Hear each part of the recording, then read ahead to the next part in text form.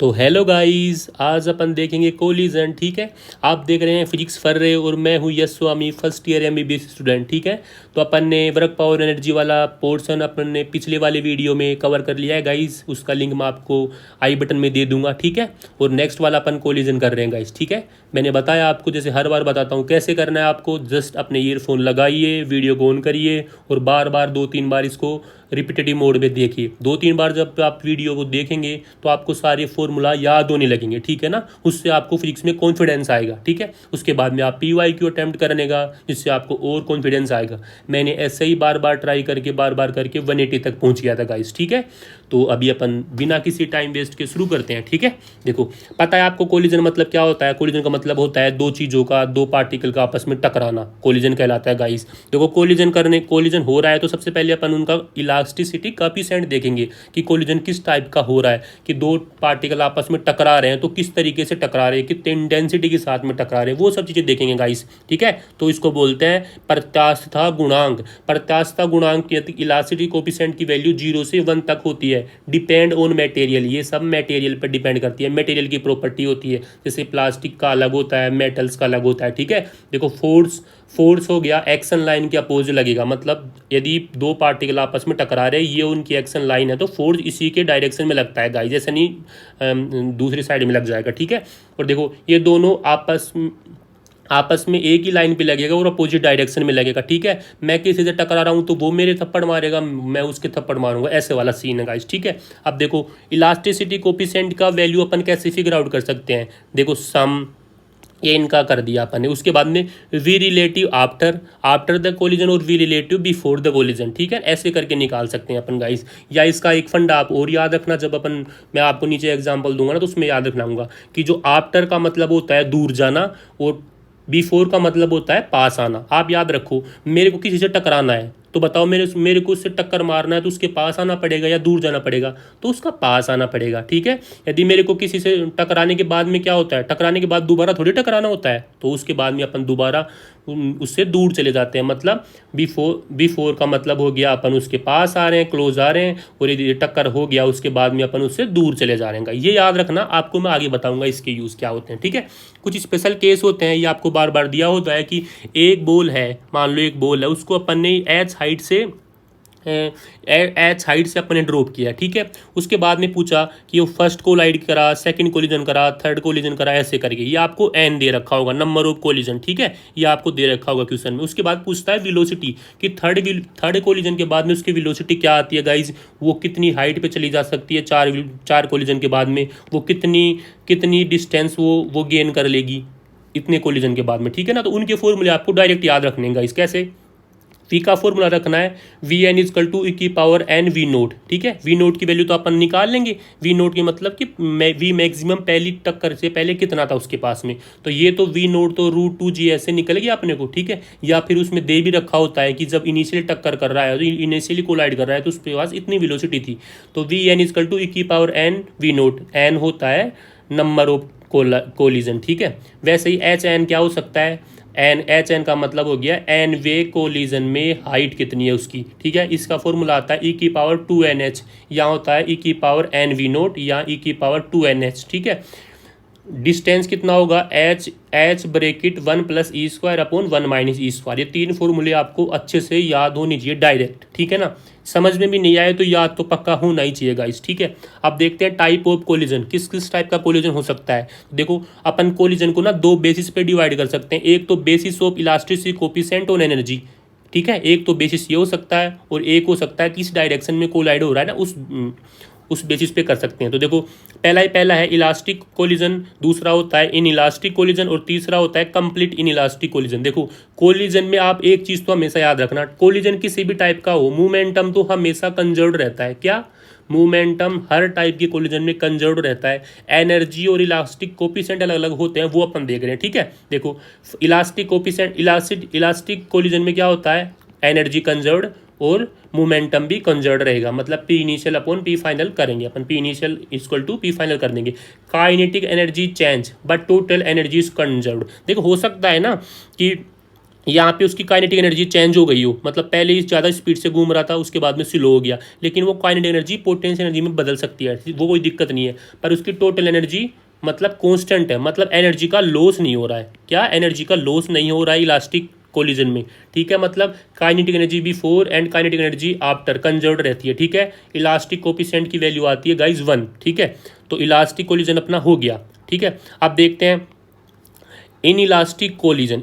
In elastic collision में मैंने बताया मोमेंटम तो हर टाइप के कोलिजन में कंजर्व्ड रहता है। तो देखो P initial equal to P final, लेकिन काइनेटिक एनर्जी इसमें कंजर्व्ड नहीं रहती है। मतलब के इनिशियल ज़्यादा था, ग्रेटर देन था के फाइनल के, मतलब काइनेटिक एनर्जी लॉस हुआ है, ठीक है ना। और इलास्टिसिटी कोफिशिएंट की वैल्यू कितनी होगी, 0 से तो ज़्यादा होगी गाइज, लेकिन वो 1 से कम होगी, 0 से 1 के बीच में होगी गाइज, ठीक है। तीसरा देखते हैं कंप्लीट इन इलास्टिक कोलिजन। देखो जब भी ऐसा दिया गया हो कि जब दो मास आपस में कोलाइड करके एक साथ साथ मूवमेंट करने लग गए, मतलब वो कंप्लीट इन इलास्टिक कोलिजन है गाइस। मैंने बताया तीनों टाइप के कोलिजन में मोमेंटम कंजर्वेशन रहता है, मतलब P initial equal to P final. तो इसमें क्या होता है, P initial equal to P final तो हो गया, पर काइनेटिक एनर्जी है ना वो कंजर्व नहीं रहती है, वही बात हो गया के इनिशियल ग्रेटर देन के फाइनल हो गया। पर इसमें मैक्सिमम एनर्जी लॉस होता है। देखो इन इलास्टिक में भी एनर्जी लॉस होता था, कंप्लीट इन इलास्टिक में भी एनर्जी लॉस होता है, लेकिन मैक्सिमम कंप्लीट इन इलास्टिक में होता है,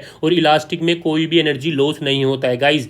कंप्लीट इन इलास्टिक में इलास्टिसिटी कोफिशिएंट की वैल्यू आती है 0, ठीक है गाइस, 0 वैल्यू आती है, ठीक है। अब देखते हैं दूसरा टाइप ऑफ कोलिजन, देखते हैं on the basis of direction. देखो दो टाइप के होते हैं इसमें, एक तो हेड ऑन कोलिजन हो सकता है, या फिर एक ओब्लिक कोलिजन या साइड ऑन कोलिजन भी हो सकता है, ठीक है। मतलब साइड से आके टकरा रही है तो उसको साइड ऑन कोलिजन बोलते हैं, और सामने टू सामने टकरा रही है तो उसको बोलते हैं हेड ऑन कोलिजन बोलते हैं, ठीक है।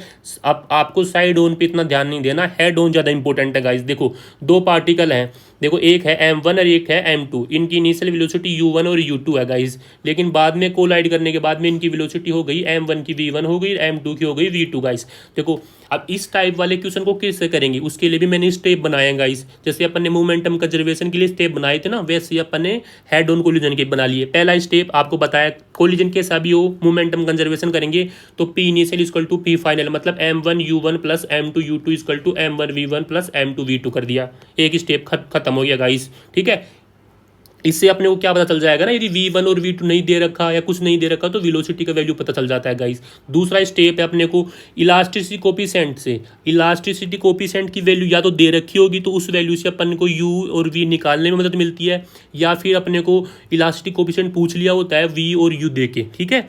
तो अपन 2 नंबर पर ये लगा देंगे। तो बताओ इसकी वैल्यू कैसे निकालेंगे, मैंने बताया था आफ्टर और बिफोर, ठीक है, और रिलेटिव वेलोसिटी। तो बी आफ्टर रिलेटिव वेलोसिटी कितनी होती है गाइज, तो V two minus V one और u1 माइनस u2। अब देखो इसमें बताता हूँ मैं आपको कि सर v2 माइनस में करें या u1 माइनस में करेंगे। देखो इससे समझना, मैंने आपको एक बात बताया था क्या, कि कोलिजन के जो बिफोर है ना तो पास पास आते हैं, क्या कोलिजन के पहले तो पास पास आना पड़ेगा तभी तो कोलिजन होगा, और कोलिजन के बाद में ना दूर दूर जाते हैं, ठीक है। कोलिजन के बाद में दूर दूर जाते हैं। अब देखो इसमें याद रखना कि पास पास यदि कोलिजन से पहले पास पास आ रहा है तो उसको तो पॉजिटिव बोलेंगे, वो तो पॉजिटिव मान लेंगे, और दूर दूर जा रहा है उसको नेगेटिव बोल लेंगे, ठीक है। वैसे ही बाद में यदि दूर जा रहा है तो उसको पॉजिटिव बोलेंगे, मतलब जो काम होना चाहिए था वैसा कर रहा है तो उसको पॉजिटिव, यदि उसके अपोजिट कर रहा है तो नेगेटिव। और होना कैसा चाहिए था, कोलिजन के पहले पास पास आना चाहिए था और कोलिजन के बाद में दूर दूर जाना चाहिए था। अब देखो कोलिजन के पहले ऊपर देखते हैं बाद वाला, बाद में क्या होना चाहिए, दूर दूर जाना चाहिए। देखो अब ये दूर जा रहा है पास आ रहा है, ये तो दूर जा रहा है v2, तो v2 पॉजिटिव में, लेकिन ये तो इसके पास जा रहा है ना तो ये माइनस में कर दिया, ठीक है। वैसे ही देखो b4 यानी पहले क्या होना चाहिए था, पास पास आना चाहिए था। देखो ये u1 तो इसके पास आ रहा है लेकिन u2 इसके दूर जा रहा है, तो u1 को पॉजिटिव u2 को नेगेटिव। आप ऐसे क्वेश्चन को इसको दोबारा देखना, नहीं समझ में आए तो बार बार, ठीक है। और क्वेश्चन प्रैक्टिस करोगे ना, ये बहुत अच्छा तरीका है जो मैंने आपको बताया है, ठीक है। कैसे, देखो बिफोर कोलिजन से पहले पास आना जरूरी है, तो जो पार्टिकल कोलिजन से पहले पास आ रहा है उसकी वेलोसिटी को अपन पॉजिटिव मान लेंगे, जो दूर जा रहा है उसको नेगेटिव मान लेंगे।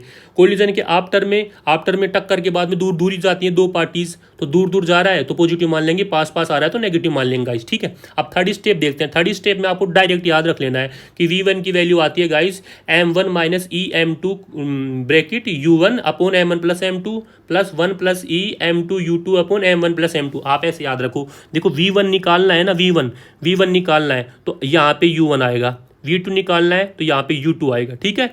ये आपको पता है M1 प्लस M2 करना है, M1 प्लस M2 करना है, ये आपको याद रखना। यहाँ यदि V1 निकालना है तो यहाँ M2 U2 कर देना है और 1 प्लस ई M2 U2, ठीक है। तो यहाँ V1 तो 1 plus e M2 U2 upon M1 V1, यहाँ भी M1 V1 और यहाँ लिख देना है आपको M1 माइनस ई M2। यदि 1 निकालना है तो 1 पहले और 2 निकालना है तो 2 पहले, बार बार लिखो और इनको याद करो, ठीक है। देखते हैं फोर्थ नंबर पे, देखते हैं काइनेटिक एनर्जी में कितना लॉस हुआ। अब इनइलास्टिक कोलिजन होगा तो काइनेटिक एनर्जी में तो लॉस तो होगा। लॉस क्या होता है? फाइनल माइनस इनिशियल या इनिशियल माइनस फाइनल, ठीक है। लॉस का मतलब होता है इनिशियल माइनस फाइनल गाइस, ठीक है, क्योंकि पहले ज़्यादा काइनेटिक एनर्जी थी अब बाद में कम हो गया है।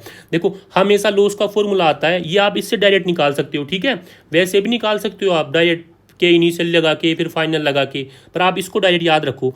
काइनेटिक एनर्जी में लॉस होता है 1/2 M1 M2 upon M1 plus M2 V1 minus V2 का होल स्क्वायर गाइज। ये बहुत इंपॉर्टेंट है, ये कैपेसिटर में भी ऐसे काम आता है 1/2 C1 C2 upon C1 plus C2 V1 minus V2 का होल स्क्वायर। आप कैपेसिटर में जाओगे ना तो वहाँ भी एनर्जी लॉस का ये फॉर्मूला आता है और ये PYQ में बहुत बार आ भी चुका है, ठीक है। वैसे देखो ये तो नॉर्मल हो गया, ठीक है, नॉर्मल एनर्जी लॉस। जब आपको इलास्टिक कोएफिशिएंट भी दे रखा हो तो कैसे निकालते हैं? Kinetic energy equal to 1/2 M1 M2 upon M1 plus M2 bracket V1 minus V2 का whole square bracket 1 minus E square guys, ठीक है। तो इससे आपका जितना भी मेरे को लगता था कि कोलिजन में क्या क्या इंपॉर्टेंट है वो सब चीज़ें मैंने कवर कर दिया है गाइस। तो प्लीज़ लाइक करें यार, यदि आपको अच्छा लगता है तो लाइक करें, शेयर करें, सब्सक्राइब करें चैनल को, अपने दोस्तों के साथ भी शेयर करें गाइस। और मैंने बताया आपको कैसे पढ़ना है, आपको जस्ट ईयरफोन लगाना, वीडियो को ऑन करना, अपने सामने रखना, एक बार आप इसको नोट करके देख सकते हो, ठीक है। नहीं हो रहा बार बार 2-3 बार स्पीड में करके वीडियो को देखो, बस 2-3 बार जब आप देखोगे ना, एक बार देखोगे तो थोड़ा थोड़ा याद होगा, 2 बार देखोगे तो थोड़ा और याद होगा, 3 बार देखोगे तो आपको फास्ट फास्ट याद होने लगेगा सब चीज़ें। और 10 मिनट का ही तो वीडियो है, तो 30 मिनट में यदि आपको पूरी कोलिजन कवर हो रहा है तो क्या दिक्कत है यार। उसके बाद में आप इनकी PYQ करो। जस्ट मैंने ऐसे कर करके मेरे इसको नीट में स्कोर 180 आउट ऑफ 180 2 बार, नीट 2022 नीट 2023 दोनों में प्राप्त कर लिया था गाइस। तो आप भी कर सकते हो गाइस, ठीक है। मिलते हैं नेक्स्ट वीडियो में, thank you.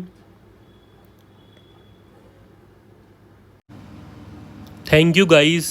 Please like, share and subscribe the channel and join the Telegram group for the PDF for R physics formula sheet. Thank you.